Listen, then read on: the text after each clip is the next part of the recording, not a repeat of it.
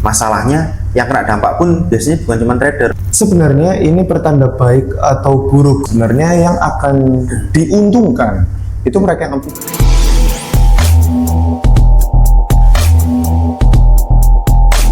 Selamat datang semuanya di Trader Century bersama saya Rangga Aksana Dan aku Novrea. Dimana kali ini Bro Ray kita akan ngebahas tentang dampak pergantian menteri di negara Indonesia ini kepada para trader seperti kita dan teman-teman kita di luar sana.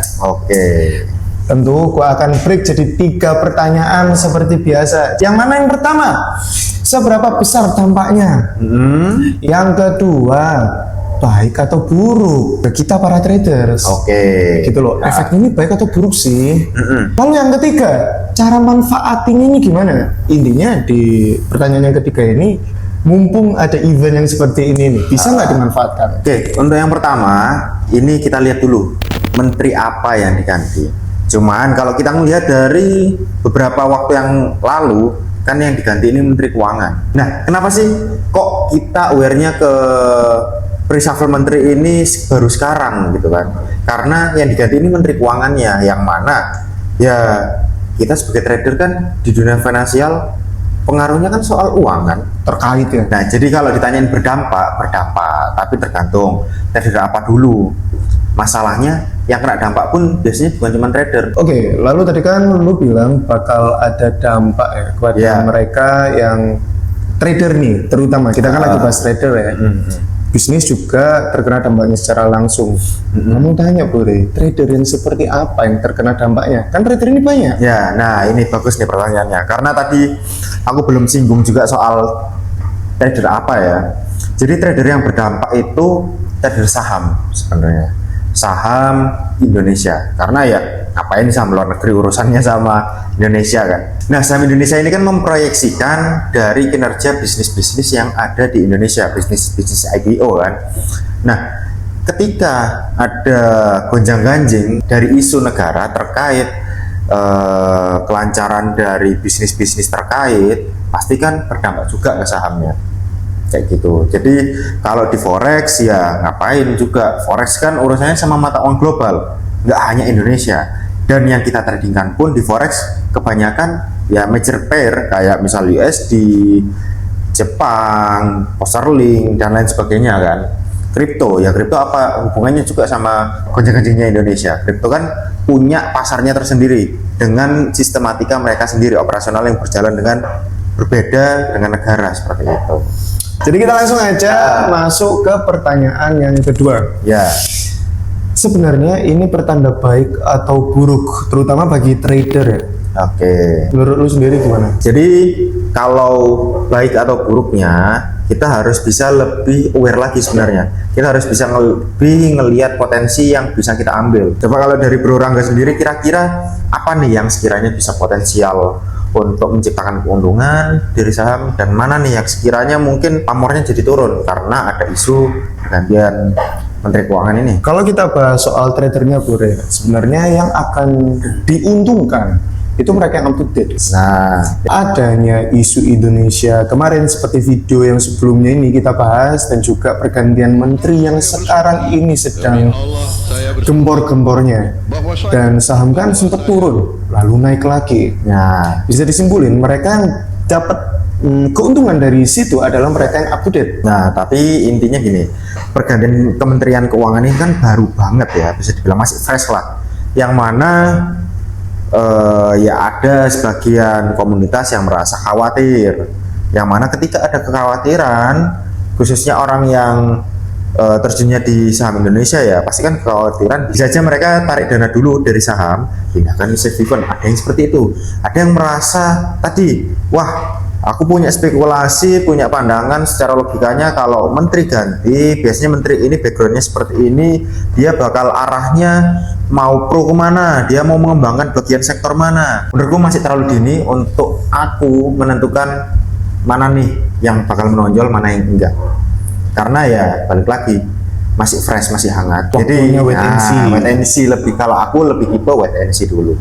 Jadi yang sebenarnya lebih berefek ya itu pada mereka trader saham ya kalau saat ini. Kalau trader forex sama kripto kan sebenarnya Udah tutup mata kita. kayak nggak peduli ya, Iya. sebenarnya. Dengan apa yang terjadi di Indonesia ini, selama kitanya baik-baik aja, Ya. ya aman-aman aja. Cukup menjawab, Lore. Sekarang kita masuk ke pertanyaan yang ketiga. Cara memanfaatkannya gimana? Cara kita nunggangin isu yang ada saat ini agar lebih menguntungkan. Tadi lu bilang kan waktunya wait and see. Ya. Apakah ada cara di kedepannya nanti dengan adanya pergantian menteri ini kita bisa lebih untung? Oke. Nah, untung ini kita nggak perlu yang jadi aku maunya saham terus.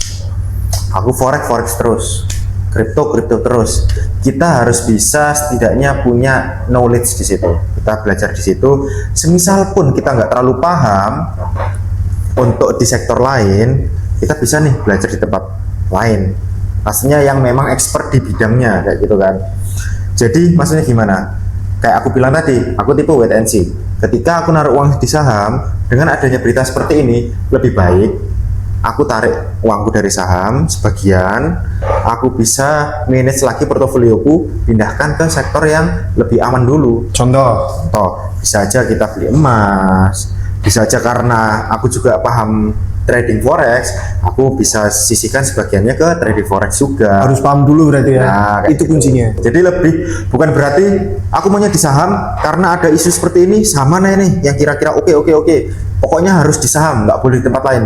Ya justru kita berpihaknya pada uang dong, bukan pada instrumennya. Seharusnya kan kayak gitu. Daripada kita gempor-gempor sibuk, lebih baik A, B, C, kita pelajari aja semuanya Benar. satu persatu, sehingga kalau misalkan suatu saat ada apa-apanya di instrumen saham ini, kita bisa berpindah sesuka kita, sertifikasi. Selain lebih aman, lebih nyaman, juga up to date, juga keren kan kita main semuanya. Justru gimana caranya kita bisa ngasilin yang lebih besar lagi, itu yang keren. Iya. Dan yang nikmati kita sendiri, ngapain kita pamer-pamer. Nah, ini kan Kenzi bro Iya sih, iya. Kenzi kan keren kalau jadi trader. Wah, master trader gitu. Kayaknya memang yang dicari ini kerennya sih, bukan uangnya sih rata-rata. Makanya itu 99% kan gagal. Ya sih. Nah, kemarin juga ada yang MC kan? 500 orang loh.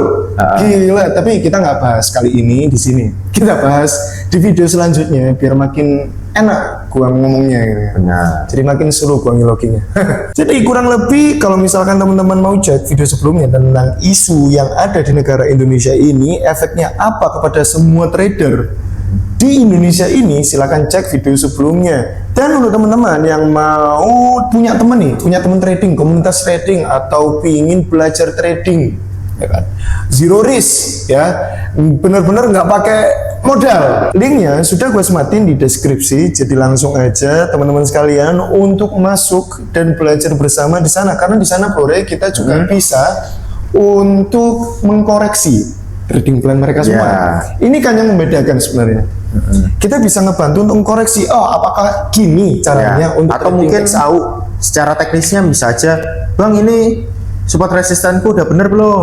Bang ini simpelnya trading gitu. planku udah bener belum? Itu dia. Jadi kita juga nggak bingung ya kalau misalkan XAU USD sudah tahu nih planningnya harus gimana, entry di mana, exit di mana, gimana cara ngembanginnya. Itu dia kan pertanyaan banyak orang. Apakah cuman ya udah XAU USD doang dan tamat? Nah, Ini contoh kalau misalkan di forex, tapi nggak hanya di forex doang, di saham juga bisa. Jadi kita semua ada di sana, sudah lengkap dan teman-teman semua tinggal menikmati doang ya. Jadi kurang enak apa? Nggak pakai duit, nggak ada resiko, belajar sudah sepenuhnya kita dapat semua di sananya. Enak banget, bukan murah banget ya. Jadi kira-kira seperti itu untuk video kali ini. Kurang nggak kesana. dan aku Novorhan. Let's grow together and see you at the next time.